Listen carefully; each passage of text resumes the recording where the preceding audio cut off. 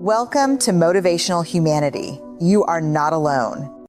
There's a moment, and maybe you've had it, where someone you genuinely love shares good news and something inside you goes quiet. Not happy quiet. Not the warm, glowing quiet of a sunset or prayer answered. A different kind of quiet. Cold. Tape. Like a door closing in a room you didn't even know existed inside you. Your sister calls to say she's lost 30 pounds. Your friend's daughter just got engaged.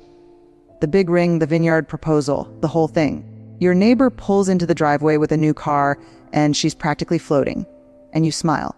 You do smile. You say all the right things. Oh, how wonderful.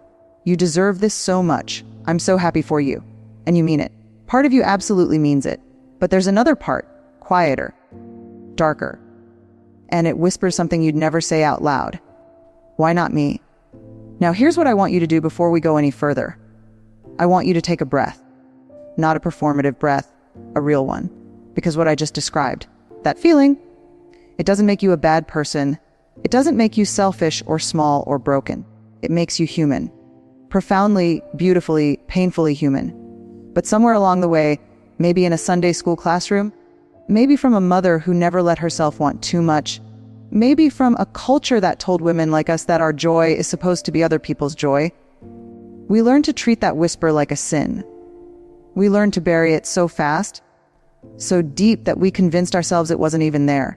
And that's where the real damage begins. Hidden envy is not the green-eyed monster of fairy tales.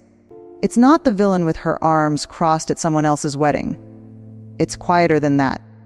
It lives in the space between your genuine love for someone and your private grief over your own life.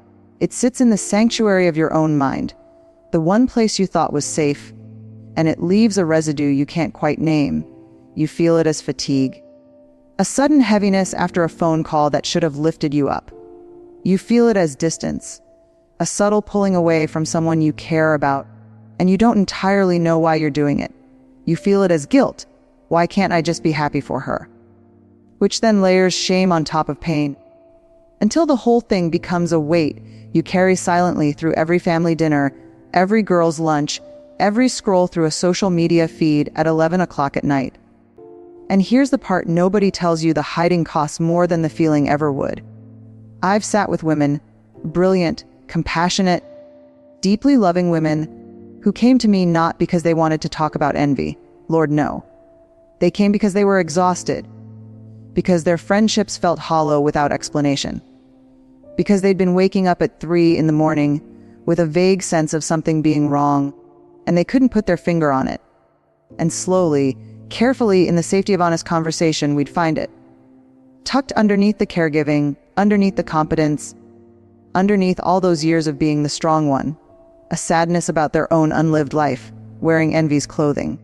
That's the unspoken truth that most of us spend decades running from. Envy, at its root, is rarely about the other person. It's a mirror. It's your own soul pointing, sometimes rudely, sometimes desperately, at something you deeply want and haven't yet allowed yourself to grieve, to pursue, or even to name. The woman who flinches at her friend's weight loss, she's not hateful.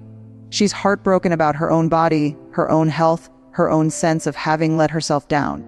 The woman who feels a sting at the engagement announcement, she's not bitter. She's quietly mourning a marriage that lost its spark, a love she never got to have, a version of herself she set aside somewhere around 1987 and never quite went back for. We are at a particular age, those of us somewhere between 55 and 75, where the arithmetic of life becomes impossible to ignore.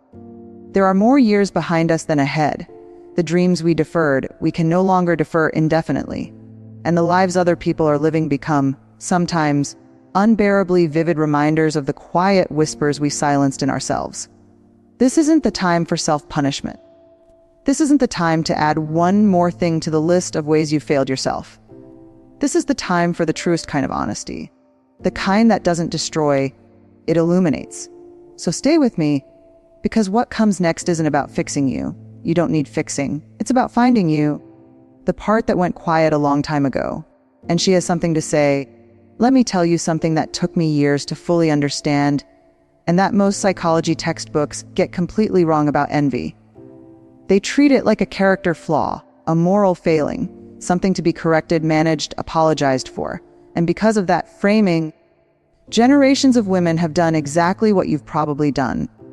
Swallowed it, dressed it up as something more acceptable, or flogged themselves privately for feeling it in the first place. But here's what the research actually shows, and more importantly, here's what real women's lives show. Envy is not the problem. Envy is the messenger. And we live in a world that has spent centuries shooting the messenger before she can deliver the letter. There's a concept in psychology called social comparison theory, and it goes back to a researcher named Leon Festinger, who in the 1950s made a discovery that should have changed everything about how we talk to ourselves. He found that human beings are neurologically wired to measure themselves against others. It's not vanity. It's not weakness. It is a fundamental feature of how our brains navigate the world. Like a compass that's constantly taking readings, trying to figure out where we stand, whether we're safe, whether we're enough. Now, that compass was designed for a small village, for a community of maybe 150 people, where the comparisons were meaningful and the stakes were real: survival, belonging, love. But we have taken that ancient, tender instrument and dropped it into a world of Instagram highlight reels, neighborhood Facebook groups, and family reunions where everyone seems to have arrived with a better story than yours. No wonder the compass spins wildly. No wonder we feel things we can't explain. But here's where it gets more personal than any textbook will ever take you. For women of our generation specifically, and I say "are" because I am in this with you, I am not standing outside this looking in. The wiring around comparison was given an extra, brutal layer. We were raised, most of us, in a culture that handed girls a very particular script. Your worth lives in your relationships. Your value is measured in what you give, not what you want. Ambition is attractive in moderation. Too much and you become difficult, selfish. That word they always had ready for women who wanted more than they were allotted. So we learned to edit ourselves. We learned to take our genuine desires for recognition, for adventure, for a body that felt good, for a love that was truly seen, for a career that lit us up rather than merely sustained us. And we folded them very neatly and placed them in a drawer. Practical, reasonable, grown up. And then we watched other women, sometimes women who played by the same rules, sometimes women who didn't, receive things we had quietly wanted. And the feeling that rose up wasn't just envy in the ordinary sense. It was grief in disguise. I want you to sit with that for a moment. Because this distinction is everything. Ordinary envy says, "I want what she has." Grief dressed as envy says, "I want what I gave up. I want the version of my life I was too afraid or too conditioned to choose." Those are entirely different emotional experiences, and they require entirely different responses. One is about acquisition. The other is about mourning. And you cannot shop your way or achieve your way or even therapy your way out of grief that was never allowed to exist in the first place. You have to let it breathe. There's another layer here that we don't talk about nearly enough, and it has to do with the particular friendships women build over decades. By the time you're in your late 50s or 60s or 70s, your friendships are archives. They hold 40 years of shared history. They remember who you were before the marriage, before the children, before the diagnosis, before the divorce, before the version of you that the world currently sees. And that depth is a gift, an extraordinary, irreplaceable gift. But it also means the comparisons cut differently. When a stranger gets something beautiful, you can feel a clean sort of happiness for them. When your oldest friend, the one who knew you when you both had nothing, the one who held your hand in the hospital waiting room at 2 a.m, when she gets the thing you secretly, silently wanted, the feeling isn't simple anymore. It's layered. There's love, and there's longing, and there's something that feels almost like betrayal. Not by her, but by life itself. By the universe that seemed to be handing out gifts with a randomness that feels, on your worst days, almost cruel. And because you love this woman, because she is woven into you, you will do almost anything not to contaminate the relationship with the truth of what you felt for that one terrible, honest moment. So you smile wider, you hug longer, and you go home and feel lonelier than before you saw her. This is the cycle that quietly erodes the interior life of so many women I have known and worked with. Not a dramatic unraveling, Not a breakdown, just a slow, steady dimming. A sense that the inner world, that sacred, private sanctuary where your true self has always lived, is getting smaller, more managed, more performed.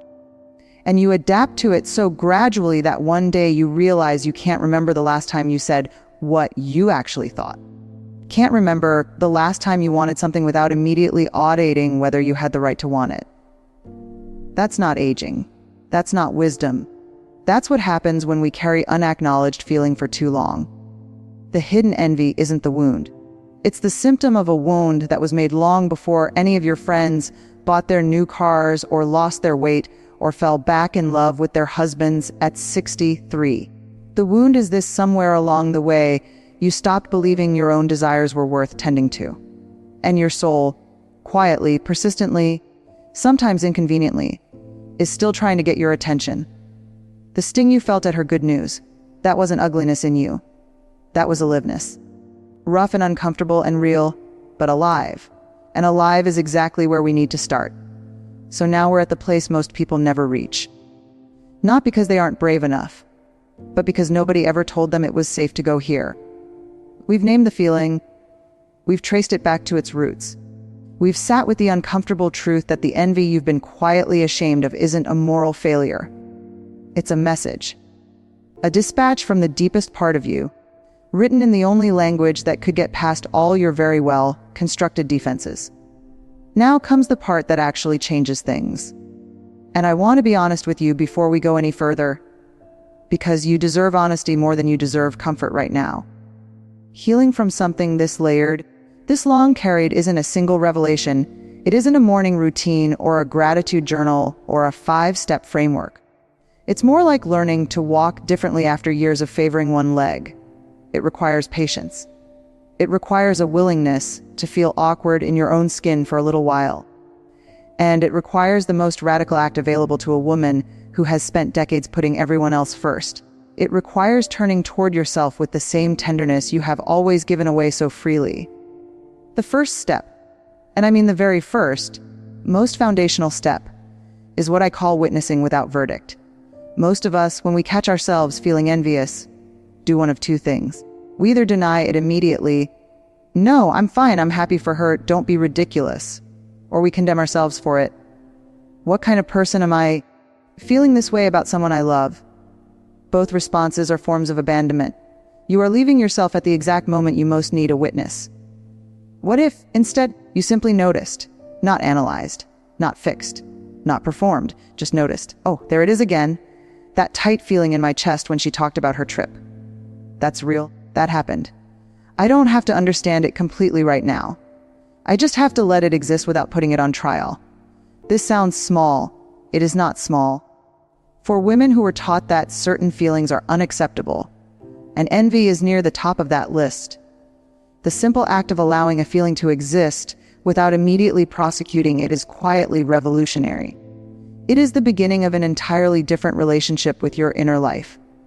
There's a practice I often suggest, and I want you to consider it not as homework, but as an invitation. After a moment where you feel that familiar sting, after the phone call, after the lunch, after you close the laptop following 15 minutes on social media, find 5 quiet minutes alone and write. Not for anyone else. Not in a beautiful journal with a fountain pen. On the back of a grocery list if that's what's available. And write this sentence, and then let whatever comes, come. What I'm really grieving is not what you're envious of, what you're grieving. Because remember, this is grief in a borrowed coat. And when you begin to write, you may surprise yourself. You may find that the trip your friend is taking to Italy isn't really about Italy. It's about the version of you who once had a passport full of stamps and somewhere in the accumulated weight of responsibility, stopped going anywhere that wasn't necessary.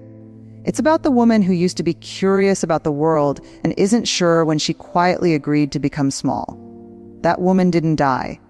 She's just been waiting in the quiet, underneath all the noise, for someone to come back for her. The second piece of this unraveling, and it's connected to the first, they're always connected, is learning to separate someone else's gain from your loss. This sounds logical, almost too obvious to say, but at the emotional level, At the level where the body keeps the score and the nervous system writes its own narrative. We don't actually experience it that way. When the brain is running its ancient comparison software, it genuinely, physiologically registers another person's success as a potential threat to your own, a shrinking of the available pie. As if there is only so much good fortune circulating in the universe, and every piece that lands on someone else's table is one less piece for yours. This is not true, but it feels true. And feelings don't respond to logic, they respond to experience. So the shift doesn't happen by telling yourself there's enough for everyone like a mantra until you believe it. The shift happens when you begin to accumulate actual evidence, small, personal, specific evidence that your life is capable of expansion, that want and receive are still available to you, that the story isn't over. And that requires you to begin, gently, imperfectly, without waiting until you feel ready to want things again on your own behalf. I know how that lands for some of you. I know because I've watched it land in rooms full of women who have given the better decades of their lives to children, to aging parents, to husbands, to careers that demanded everything and sometimes gave back very little. The idea of wanting something for yourself, not because it makes you a better mother or a more patient wife or a more efficient caregiver, but simply because you want it, can feel almost transgressive. It can feel selfish in a way that makes your stomach tighten. I want to say something directly to that tightness. It is lying to you. Desire is not selfishness. Desire is the soul's way of staying alive. And a woman who has completely stopped wanting for herself doesn't become more generous. She becomes more hollow, more brittle, more susceptible to the very resentments and hidden envy we've been talking about. Because the less permission you give yourself to receive, the more unbearable it becomes to watch others receive freely. Your wanting is not a threat to your goodness. It is the proof of it. It means you are still here, still present, still in conversation with your own life. Now I want to talk about something that requires a particular kind of courage. It's the conversation you may need to have, not necessarily with the friend who triggered the feeling, but with yourself, about what you actually want the rest of this life to look like, not what's realistic, not what's responsible, not what you'd be willing to settle for if you had to. What do you want? If you haven't asked yourself that question in a while, truly ask, without immediately following it with a list of reasons why it can't happen. You may find that it takes a moment to even hear an answer. The channel has been quiet for so long, but it's still there. And when you ask with genuine curiosity rather than pressure, when you approach yourself the way you'd approach a dear old friend you've been too long out of touch with, something usually answers. A flicker, a memory, a thing you used to do that made time disappear, a place you always meant to go, a conversation you've been having in your head for 20 years that you've never actually had out loud, a creative impulse you filed under someday so many times that someday started to feel like a polite way of saying never. These are not frivolous. These are not indulgences. These are the breadcrumbs your soul has been leaving for you, patient and persistent, through every detour and delay and decade of doing what needed to be done. Here's what I've come to believe, after years of sitting with women, in the most honest moments of their lives, the healing of hidden envy is not really about envy at all. It is about reclamation. It is the quiet, determined, sometimes terrifying act of saying, I am still here. I still matter to myself.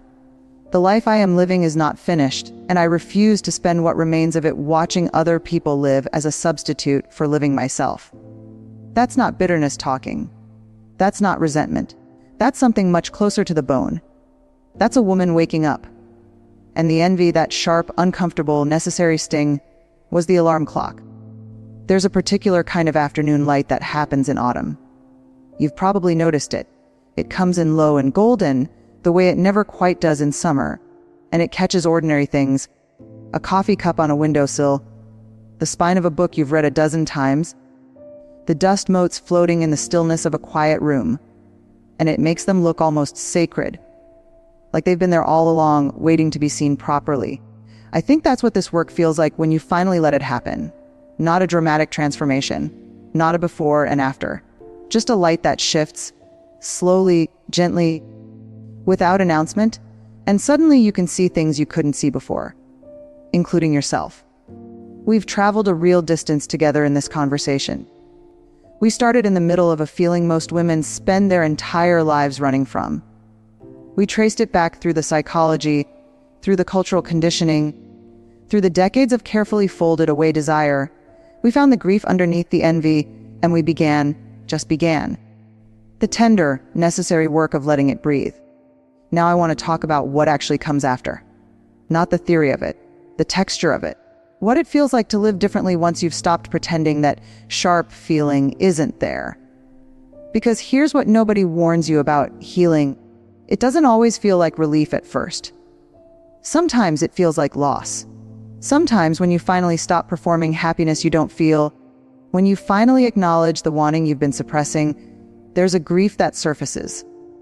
Clean and real and necessary. For all the years the pretending cost you. For the mornings you woke up hollow and called it fine. For the friendships you kept at arm's length, because getting too close meant feeling too much. For the version of yourself you put in that drawer so long ago you almost forgot her face. Let that grief come. It is not a setback. It is the proof that something real is moving. I want to tell you about a woman I'll call Margaret, because she deserves a name, even a borrowed one. She was 68 when we first really talked. Sharp, funny, the kind of woman who fills a room without trying. She'd been married for 41 years, raised 3 children who turned out beautifully, built a career she was proud of, maintained friendships that spanned 5 decades. By every external measure, a life well lived. And yet she came to me because she'd done something she couldn't forgive herself for. Her closest friend, a woman she'd known since their children were in diapers together, had just returned from a 3-week trip through Portugal.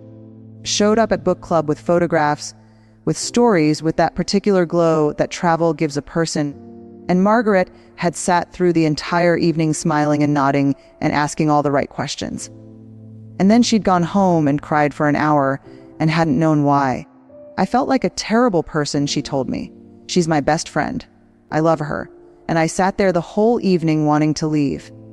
We spent a long time in that feeling together, Margaret and I. And what we found, underneath the guilt, underneath the confusion, was a dream she'd had since she was 19 years old. A month in Europe, alone.